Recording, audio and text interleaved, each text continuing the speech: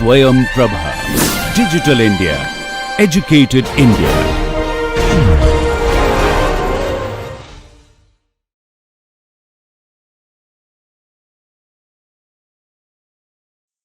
Hello, sir. This is Omkar. Yeah, Omkar. Sir, I could calculate the answers. Can I tell? Yeah, go ahead. For two successive peaks, the zeta value I'm getting around 2.1%, and Okay. for when I consider 10 peaks, it's coming around 1.98%. Okay. So maybe in terms of percentage, 10 peaks gives you better answer because the actual answer is 2%. Okay. Yes, yes. And And how about time period? the damping time period 1 second, and the the actual is very near to it, like 0.99 it is coming. 1 second and 9 second. 0.99 second. Yes. Is Yeah. everybody getting the same answer as Omkar? Hmm? Sir, slight change in the decimals. Like I'm getting point like 0.19%, and for successive peaks, and for 10 peaks 1.7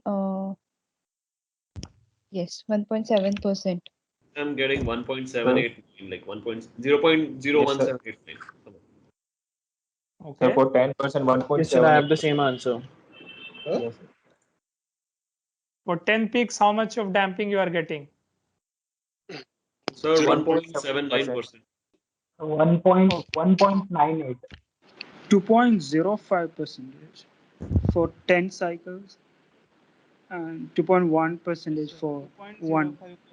Now, what I wanted to highlight in this case, can you see because of the reading error, there's so much of variation in when you consider the damping using just 5%, sorry, just successive peaks. However, that variation among your answers are actually decreasing if you're considering 10 peaks. Is that clear? That point that I'm trying to make. Yes. Okay. Now, let us go back and see. Okay, so in terms of two successive peaks, let me just do one thing. Let us see what is the first and the second peak. Okay, so what I'm saying, let us calculate U1 and U2 here. Let me just open the MATLAB file itself so that we can go ahead and just calculate using that. Okay. Now let us go ahead and use these tools that I have in MATLAB to actually calculate those. Okay, so I want to consider two successive peaks here. Okay, so basically, let me go ahead and use this tool here, data cursor, and then I'm going to go ahead and click here, then see whether it works or not. Okay, so the y value is, can you see the y value? It's approximately 3.934, right? And then I need to consider, so I'm going to take the one, basically ln of 3.934, and I will divide with the second peak here, which is 3.537. Okay. And then I'm going to divide it by 2 pi. And from I'm actually getting 1.7. Okay, so I'm getting damping as 1.7%. Okay, now this is two successive damping peaks. Now let us consider first damping peak and what I have here, let us say after 10 damping peaks. So that would be 1, 2, 3, 4, 5, 6, 7, 8, 9, 10. Okay, so I want this here. Okay, by the way, this should be the 10th peak after the first peak or the peak, original peak that you are considering. Okay, so in that case, this would be, let us again calculate what do we get. Initially, we had here as quite sensitive actually. 4.011, and that is fine. I'm reading different value every time. I can zoom in because I have that facility available. But when you will have the data available, you can possibly not zoom in. Okay.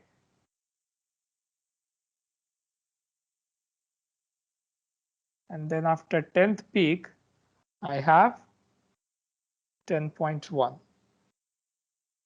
Sorry, 1.14. Okay, and that needs to be divided by 10 times 2 times pi.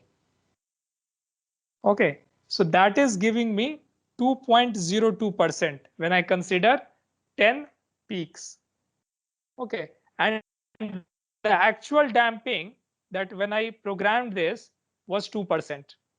So you can see that, and you can call it like, reading error or human error or whatever you would like to call it. But the idea is that when I used just one peak, or when you use, there were a lot of variation in the result. But when we consider 10 peaks, my results were much closer to the original answer. Okay, is that clear to everybody? And then I can always find out what is TD. Now I have the damping as, so I would consider 2% as my final damping value. Okay, and the time period, I can always consider the time between the first peak, let us say here. Okay, which is x is 0.2, and then let us go ahead and here x is 1.2. So the time period is coming out to be approximately 1 second. Okay. Any of you has any doubt with this? Sir, this is Sudhir, sir. Yeah, Sudhir. Sir, in the MATLAB program as well, are we still neglecting that square root of 1 minus zeta square term? Not in the MATLAB program. No, we are not neglecting that. So do you want to argue that the MATLAB program would be different than what we are obtaining here? Is that No, your sir. contention? No, sir. I was just asking whether No. I mean, that would be a fine, that would be absolutely fine doubt. Nothing wrong with that. All I'm asking that, are you arguing that it should be different? I mean, it could be different, isn't it? Yes, it should be somewhat different, sir. Somewhat different. So what I'm going to do now, I will draw a graph. Okay, I'm going to draw a graph of when I consider only 2 pi zeta as my logarithmic decrement, and in the other case when I consider 2 pi zeta divided by under root 1 minus zeta square. So basically when I don't neglect that. Okay, and then so that is just an approximate graph, and you can find in any of the textbook. Even your Chopra textbook has that. Okay, and then we see for how much of damping it is an approx. Well, it is a good enough approximation. Let's go ahead and see that. Okay, let me just share the other window again. Can you see it? Yes, sir. It's Okay, so basically, if you try to plot, let us say on x-axis, the value of damping, and on the y-axis, basically the value of the term or the delta or logarithm. So remember, we said that we are going to consider 2 delta. Now, if you consider delta at 2 pi zeta, it would approximately be linear, right? Or it would exactly be linear. In fact, sorry, it would be exactly be linear. So this is zeta. Okay, and this what you have here is actually okay. This is the line for lambda equal to, or sorry, delta equal to 2 pi zeta. Okay, and if you consider the overall term, this, so I will write as 2 pi zeta. Okay, this here. If you consider 2 pi zeta divided by 1 minus zeta square, it would be very, very accurate up to, let us say 20% or 30% or about so. And then it will start to deviate. Okay, so for this case, we considered the damping was around 2%, which was like somewhere around this region. So for that, these values are very, very close to each other. So this approximation is not going to make any difference whether I consider my delta to be 2 pi zeta or I neglect the term under root 1 minus zeta square. Okay, is that clear to all of you? If yes, let us go to the next. So this experimental method is very useful. So many of you, like, I mean, some of you, in fact, if some of you get opportunity, let us say next year or a year after that, to go into the laboratory where we do a lot of testing on full scale structure, okay, to determine, and that is called system identification. To do that, we employ these kind of techniques, okay, to find out the actual time period of the system and the damping of the system. You use these techniques, okay. All right. Once that is out of the way, let us focus on the next thing, which is energy in the free vibration. Now, if I tell you, and let me first consider an undamped system. Let me first consider an undamped system, okay, with initial condition u0 and u dot 0. Okay, so I have this spring mass damper I'm considering. Let us say no damper here, just K. Okay, so that, and this would be U here.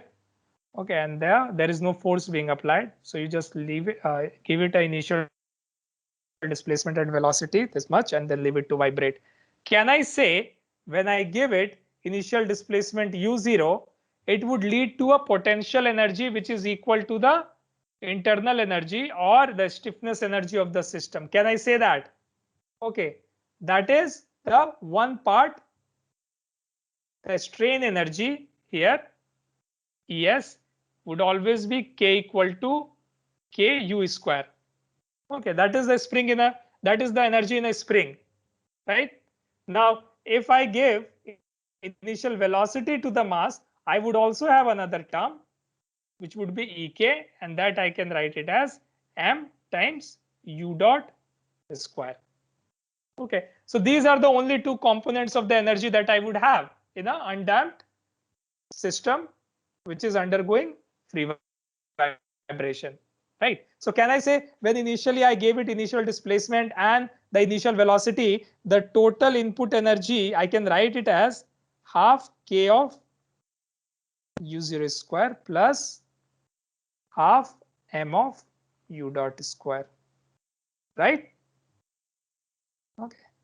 Now this is the initial energy that I input in the system, and then at any time t, let us say t equal to t, the energy in the system, okay, would be sum of ES of t plus EK of t. So the strain energy plus the kinetic energy of the system, which I can write it as half K of, and this would be half M U dot t square.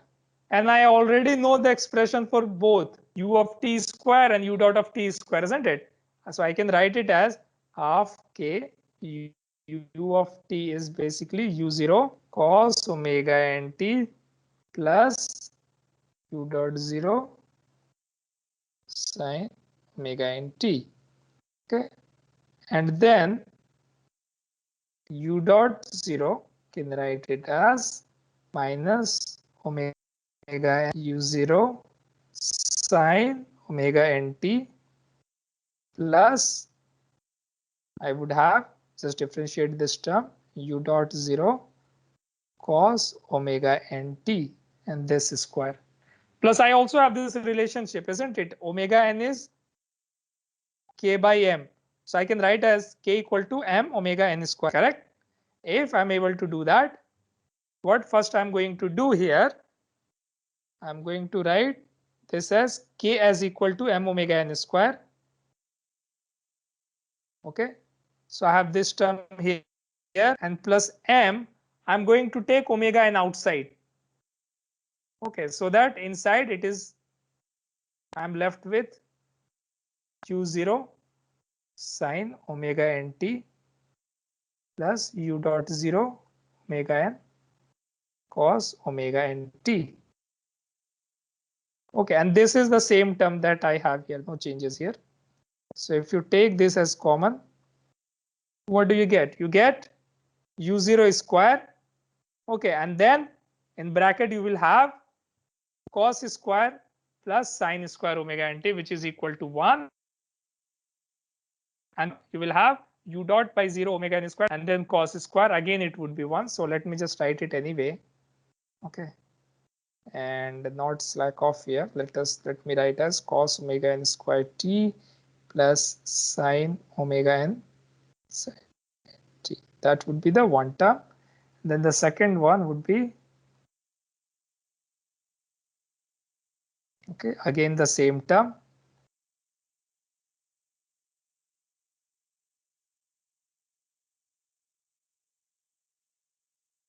Okay, and then there would be a sum of 2ab and minus 2ab, which will, like, get cancelled off, which will get cancelled off.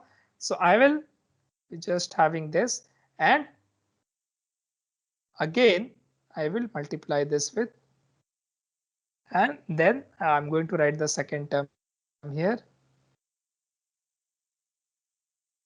So this I'll cancel off. This I'm going to again write it as k. So it would be half k z0 square, and this would be half m. Okay, so, and this was energy at any time t, right? So energy at any time t in a free vibration is constant. It is independent of time, and it is actually equal to the input energy, right? This was our input energy. Okay, and if you compare that to here, okay, this is actually the same energy that is, and that proves, like, because I do not have any energy dissipation term, this is an undamped free vibration. So energy at time t actually remains constant. Okay. However, if you did the same thing for a damped system and you substituted the expression, so again, even for a damped system, if you consider, okay, the total energy would still be the same. I mean, the expression would be same. Okay, so let us say E at any time t would be half k u of t square, and this I want you to not write now. It will take some time, but you can do, and you can see. So you can substitute the value of ut, but now it would be for a damped vibration. So the corresponding expression need to be substituted. Okay, and then you see what do you get as value of et. Is it dependent on time? Is it independent of time? Is it constant? It is increasing or is it decreasing? And whether it is consistent with the theory that in a damped system, your energy. Okay, so do that. Remember that if you have a damper, okay, so what did we say? This damper would have a force C times u dot. Okay, can I say if I have a system where we have a force Fd and it undergoes a displacement u, how do we write the energy dissipated in that system? You remember this expression, right? Energy dissipated, in this case it would be negative of work done, but energy dissipated in any system or the work done can be represented as integration of the force times the displacement it produces. Okay, which for a damper would be Fd times du, right? Now what is Fd? It is Cu dot, isn't it? And can I say du by dt is your u dot? So du would be u dot times dt. So you can write it here again as u dot times dt, this term here. So the energy dissipated in a viscous damping can be represented as C u dot square dt. Okay, and you can use this expression to find out how much energy is actually being dissipated. Okay, so you can substitute the expression for u of t. Okay, remember this expression that we had derived? Well, in this case, we will have, let us write it as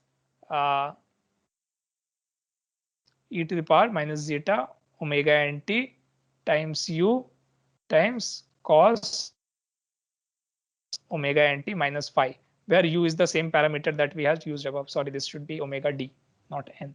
Okay. So is the concept clear? How do we get energy in different components of a SDOF system? And how do we get the energy dissipation through a viscous damping? Because that is the only thing that is leading to the decrease in the energy of the system, or where actually energy is dissipated. Okay. So any doubt up to this point? Anybody? Okay. If not, then let us discuss some practical example of this spring mass damper system. Okay. Now, nowadays, many of you actually order parcels through online retailers like Amazon, Flipkart, or other retailers, right? And you know, many times if the structure is not like, or it's not the structure, let us say the object that you are ordering or whatever you are ordering, let us say, if that is not fragile, then it comes in a simple packaging. However, if you have some expensive stuff, okay, you would see that they always fill up the box with some foam, right? Or they fill up some paper, or they fill up with something else. Now, why do we do that? I mean, most of you would know, like, you know, it is to provide some kind of protection to the system inside. Now, let us say I come to you, okay, as a designer, and I ask you that I need to design a shipping box for a very expensive item. Let us say it's an iPhone, okay? And I want to ship it, and I want that some protection against any kind of fall, right? So let us say during the shipping, lifting, or whatever, if somebody by mistake drops that box, so I want to come to you and then I want to basically tell you, can you design me a box or a foam or whatever, a component that can provide me adequate protection against some kind of accidental fall? Okay. So as an engineer, what would you do? What I mean, you have to think, like, you know, in terms of steps that you should follow. First, what are the design parameters? What you should be, like, you know, focusing on. Okay, so let us go step by step here. Okay, so the idea is to design a box which provide adequate protection against fall. Okay, and this protection is to the item that is being shipped or parceled in that box. Okay, now is the question clear up to this point? Now let us go ahead and see how do we do that. Now, first thing is that, well, how much, or like, you know, how much distance can it fall typically? You know, so while shifting a stuff would at max be at their own height, right? Or he would be like at the height of getting inside the vehicle. So a typical height of a person is 1.75. Okay, 1.75 centimeters. Okay, now if he's taking it from inside a truck, let us say this is an additional 0.5 meters. So maybe 2.25 meters. Okay, or if he's shifting it from somewhere else. And just to be conservative, I can say that, well, 1.5 meter is the typical fall distance or average fall distance that I should expect. Okay, so this is the height that I'm assuming that might lead to, or like, you know, there could be an accidental fall from the hands of someone or while transferring it. Okay, second thing is I need to design this box. Okay, so I need to design this box. My item is inside and I want to provide it adequate protection. So what do we typically do? We provide some kind of flexible material, isn't it? So we provide, you know, flexible material means something that has stiffness. So we provide foam from all the sides. Okay, so that can be represented as springs from all the sides. Okay,